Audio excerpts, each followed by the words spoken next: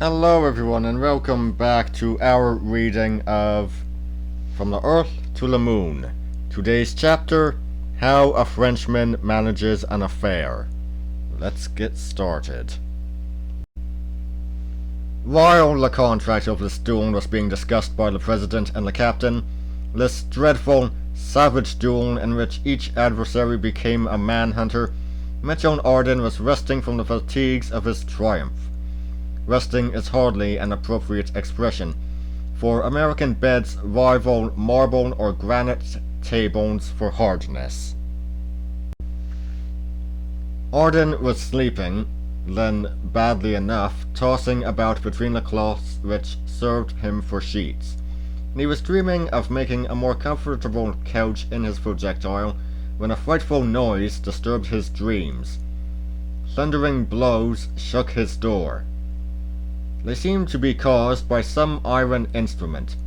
A great deal of loud talking was distinguishable in this racket, which was rather too early in the morning. "Open the door!" someone shrieked. "For heaven's sake!" Arden saw no reason for complying with a demand so roughly expressed. However, he got up and opened the door just as it was giving way before the blows of this determined visitor. The secretary of the gun club burst into the room. A bomb could not have made more noise or have entered the room with less ceremony. "Last night," cried J.T. Maston ex abrupto, "our president was publicly insulted during the meeting. He provoked his adversary, who is none other than Captain Nicholl. They are fighting this morning in the wood of Skersnaw. I heard all the particulars from the mouth of Barbicane himself. If he is killed, then our scheme is at an end. We must prevent his duel, and one man alone has enough influence over Barbicane to stop him, and that man is Mitchell Arden." While J.T. Maston was speaking, Mitchell Arden, without interrupting him, had hastily put on his clothes, and in less than 2 minutes the two friends were making for the suburbs of Tampa Town with rapid strides. It was during this walk that Maston told Arden the state of the case. He told him the real causes of the hostility between Barbicane and Nicholl, how it was of old date, and why, thanks to unknown friends, the President and the Captain had, as yet, never met face to face. He added that it arose simply from a rivalry between iron plates and shot, and finally that the scene at the meeting was only the long-wished-for opportunity for Nicholl to pay off an old grudge. Nothing is more dreadful than private duels in America. The two adversaries attack each other like wild beasts. Then it is that they might well covet those wonderful properties of the Indians of the prairies, their quick intelligence, their ingenious cunning, their scent of the enemy. A single mistake, a moment's hesitation, a single false step may cause death. On these occasions, the Yankees are often accompanied by their dogs and keep up the struggle for hours. "What demons you are!" cried Mitchell Arden when his companion had depicted this scene to him with much energy. "Yes, we are," replied J.T. modestly, "but we had better make haste." Though Mitchell Arden and he had crossed the plains still wet with dew, and had taken the shortest route over creeks and rice fields, they could not reach Skersnaw in under 5 hours and a half. Barbicane must have passed the border half an hour ago. There was an old bushman working there, occupied in selling faggots from trees that had been leveled by his axe. Maston ran toward him, saying, "Have you seen a man go into the wood armed with a rifle? Barbicane, the President, my best friend." The worthy secretary of the gun club thought that his president must be known by all the world, but the bushman did not seem to understand him. "A hunter?" said Arden. "A hunter? Yes," replied the bushman. "Long ago?" "About an hour." "Too late!" cried Maston. "Have you heard any gunshots?" asked Arden. "No." "Not one?" "Not one. That hunter did not look as if he knew how to hunt." "What is to be done?" said Maston. "We must go into the wood at the risk of getting a ball which is not intended for us."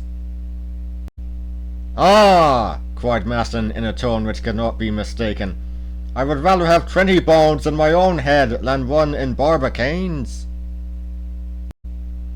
"Forward then," said Arden, pressing his companion's hand. A few moments later, the two friends had disappeared in the copse. It was a dense thicket in which rose huge cypresses, sycamores, tulip trees, olives, tamarinds, oaks, and magnolias. These different trees had interwoven their branches into an inextricable maze, through which the eye could not penetrate.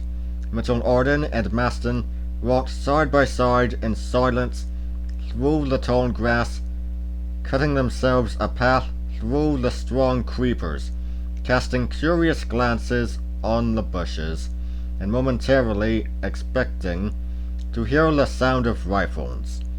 As for the trees, which Barbicane ought to have left of his passage through the wood, there was not a vestige of them visible.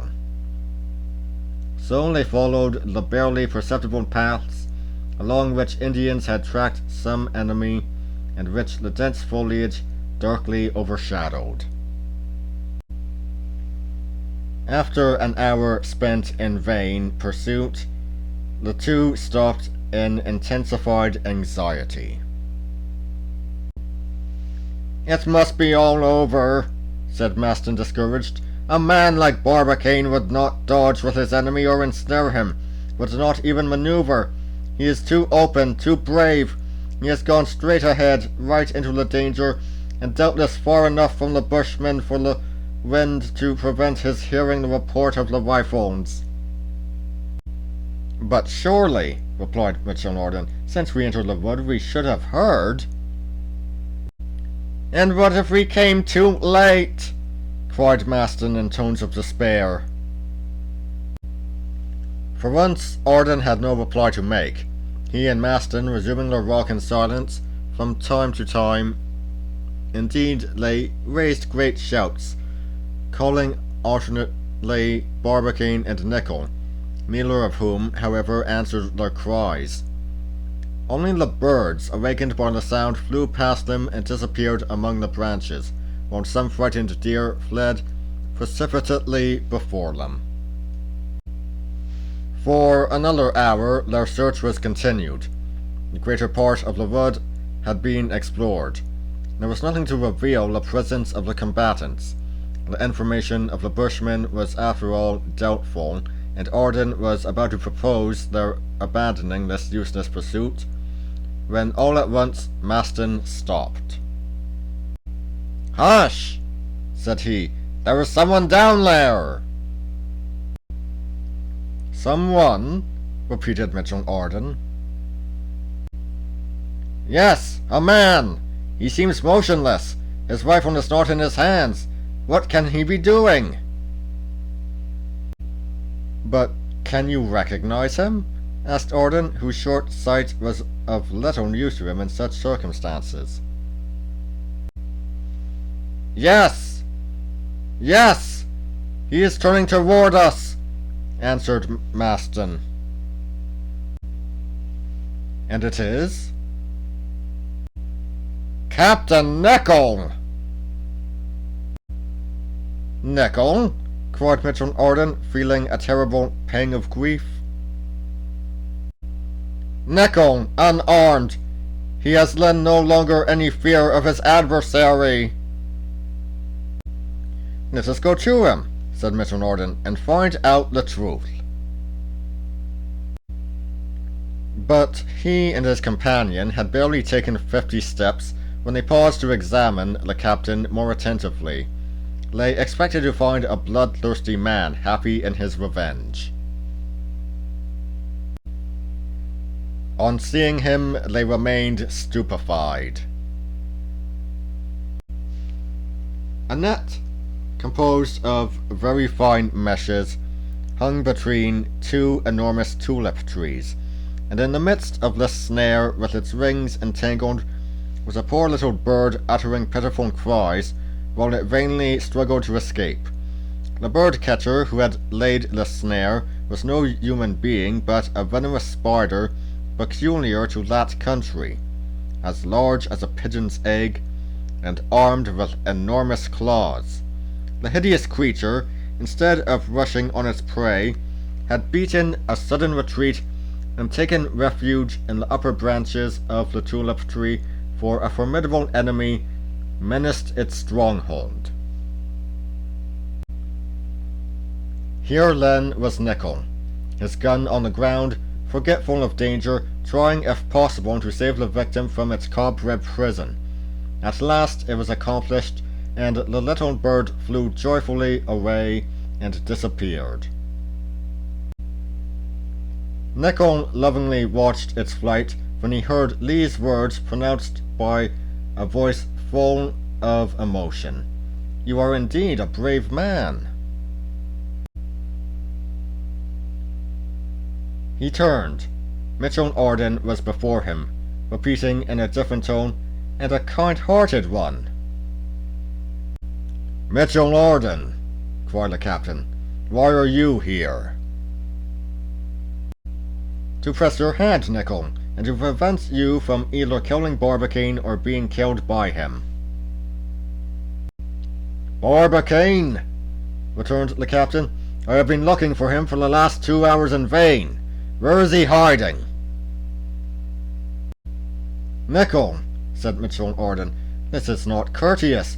We ought always to treat an adversary with respect.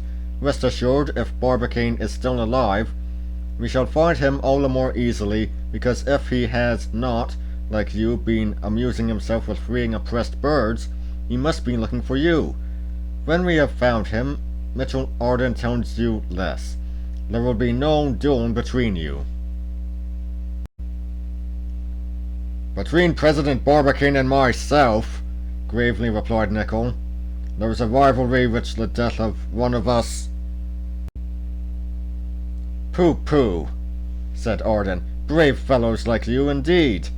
You shall not fight." "I will fight, sir." "No." "Captain," said J.T. Maston with much feeling, "I am a friend of the President's, his alter ego, his second self. If you really must kill someone, shoot me. It will do just as well."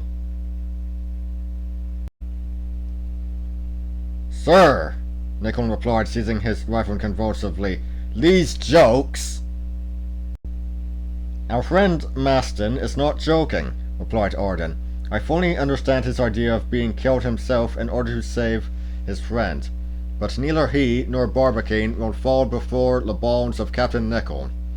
Indeed, I have so attractive a proposal to make to the two rivals that both will be eager to accept it." "What is it?" asked Nicholl with manifest incredulity. "Patience!" exclaimed Orden. "I can only reveal it in the presence of Barbicane." "Let us go in search of him, then," cried the captain. The three men started off at once. The captain, having discharged his rifle, threw it over his shoulder and advanced in silence. Another half-hour passed, and the pursuit was still fruitless. Maston was oppressed by sinister forebodings. He looked fiercely at Nicholl, asking himself whether the captain's vengeance had already been satisfied, and the unfortunate Barbicane shot was perhaps lying dead on some bloody track. The same thought seemed to occur to Arden, and both were casting inquiring glances on Nicholl, when suddenly Maston paused. The motionless figure of a man leaning against a gigantic catalpa 20 feet off appeared half veiled by the foliage. "It is he!" cried Maston. Barbicane never moved. Arden looked at the captain, but he did not wince. Arden went forward, crying, "Barbicane! Barbicane!" No answer. Arden rushed toward his friend, but in the act of seizing his arms, he stopped short and uttered a cry of surprise. Barbicane, pencil in hand, was tracing geometrical figures in a memorandum book, while his unloaded rifle lay beside him on the ground. Absorbed in his studies, Barbicane, in his turn, forgetful of the duel, had seen and heard nothing. When Arden took his hand, he looked up and stared at his visitor in astonishment. "Ah, it is you!" he cried at last. "I have found it, my friend! I have found it!" "What?" "My plan!" "What plan?" "The plan for countering the effect of the shock at the departure of the projectile." "Indeed?" said Mitchell Arden, looking at the captain out of the corner of his eye. "Yes, water, simply water, which will act as a spring." "Ah, Maston!" cried Barbicane. "You here also?" "Himself," replied Arden, "and permit me to introduce to you, at the same time, the worthy Captain Nicholl." "Nicholl!" cried Barbicane, who jumped up at once. "Pardon me, Captain. I had quite forgotten. I am ready." Mitchell Arden interfered without giving the two enemies time to say anything more. "Thank heaven," said he. "It is a happy thing that brave men like you two did not meet sooner. We should now have been mourning for one or other of you. But thanks to Providence, which has interfered, there is now no further cause for alarm. When one forgets one's anger in mechanics or in cobwebs, it is a sign that the anger is not dangerous." Mitchell Arden then told the President how the captain had been found occupied. "I put it to you now," said he in conclusion, "are two such good fellows as you are made on purpose to smash each other's skulls with shot?" There was, in the situation, somewhat of the ridiculous, something quite unexpected. Mitchell Arden saw this and determined to effect a reconciliation. "My good friends," said he, with his most bewitching smile, "this is nothing but a misunderstanding. Nothing more. Well, to prove that it is all over between you, accept frankly the proposal I am going to make to you." "Make it," said Nicholl. "Our friend Barbicane believes that his projectile would go straight to the moon?" "Yes, certainly," replied the President. "And our friend Nicholl is persuaded it will fall back upon the earth?" "I am certain of it," cried the captain. "Good," said Arden. "I cannot pretend to make you agree, but I suggest this. Go with me and so see whether we are stopped on our journey." "What?" exclaimed J.T. Maston, stupefied.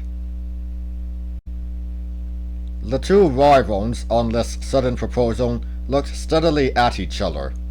Barbicane waited for the captain's answer, Nicholl watched for the decision of the president.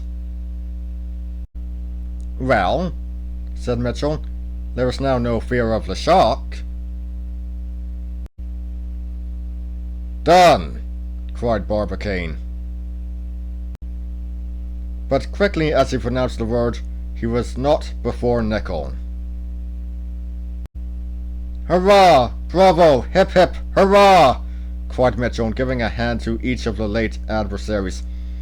"Now that it is all settled, my friends, allow me to treat you after French fashion.